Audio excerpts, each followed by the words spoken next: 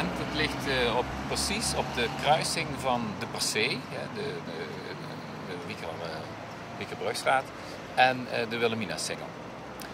In 1918 toen was er een comité dat was van plan om op deze splitsing een monument neer te zetten. Daarvoor hebben ze Jos Kuipers, de zoon van de beroemde architect Roermond, de opdracht gegeven om een heilig hartbeeld te maken. Maar de gemeente die heeft het afgekeurd en het heilig hartbeeld is uiteindelijk terechtgekomen op het Keizer Karelplein. En nu, sinds 1981, is het daar weggehaald en naar Malberg verplaatst. Een hele tijd is toen niets hier op die kruising geweest van het monument. En in 1930 was er weer een heiligdomsvaart. De gelegenheid van die heiligdomsvaart heeft men besloten om dit kruispunt mooi te versieren. En daarvoor is door de Wiekse tegelhandel Smeets zijn een hoop tegels beschikbaar gesteld. En toen heeft men een fontein hier gebouwd die bekleed was met badkamertegels. Dus al snel was dat in de Maastricht de badkoep. En heeft 2 jaar heeft hij daar gestaan. En hij heeft zeggen en schrijven 3 keer gefunctioneerd. En toen heeft men hem afgebroken in 1932. Want toen werd de Wilhelminabrug gebouwd. En desondanks dat het verkeer toenam, besloot men toch om deze kruising met een monument op te sieren. In 1947 vond er in Maastricht een groot Maria-congres plaats.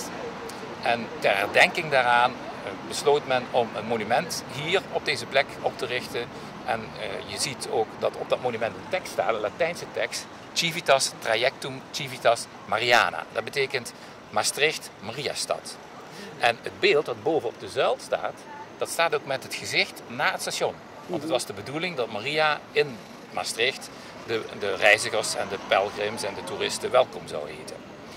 Het comité dat zich daarmee heeft bezig gehouden, is gaan kijken welke beeldhouwer zou dat nou kunnen maken en wat zou het beeld moeten voorstellen. Ze kwamen uiteindelijk bij de Amsterdamse beeldhouwer Albert Termote terecht en die heeft het beeld ontworpen. Het bestaat uit een hoge zuil. Op die zuil staat dus Maria, die het kind presenteert met de open armpjes. En die tekst die erop staat, Civitas trajectum civitas Mariana. En het beeld wordt geflankeerd door 4 belangrijke bisschoppen van Maastricht. Dat is natuurlijk Sint-Servaas aan de linkerkant hier. En dan is het Hubertus, Lambertus en Monulfus. En omdat ze hier met z'n vieren zo gezellig op dat monument staan, wordt het in de Maastrichtse volksmond de Toeptafel genoemd. Dus 4 kaartspelers op een kruispunt heb ik in een artikel dat ik ooit een keer erover geschreven heb dan ook genoemd. Aanvankelijk was het veel groter. Het had een groot grasveld en een stervormige inleg met maaskeitjes. En die beelden die stonden ook veel verder van de zuil af.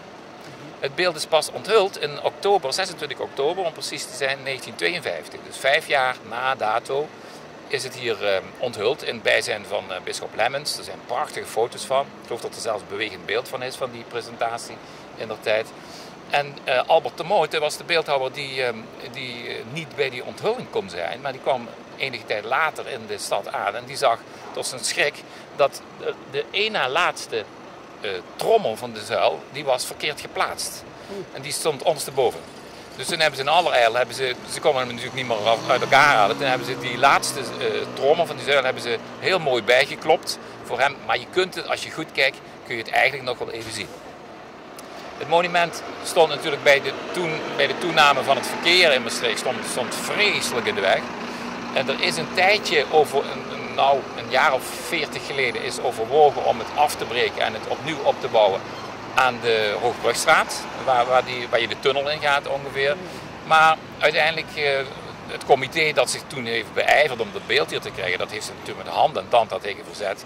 Maar in de loop van de laatste decennia heb je het beeld steeds kleiner en steeds kleiner en steeds kleiner zien worden. Zodat het nu, eigenlijk is het nog maar althans de sokkel is nog maar een afschaduwing van wat het oorspronkelijk was. Maar het aardige van het hele verhaal is dat in eerste instantie waren die 4 bisschopsbeelden helemaal op de uithoeken van dat ronde plantsoentje gezet. En Albert Termote had het zo gedacht, zoals ze nu staan, dicht bij de zuil.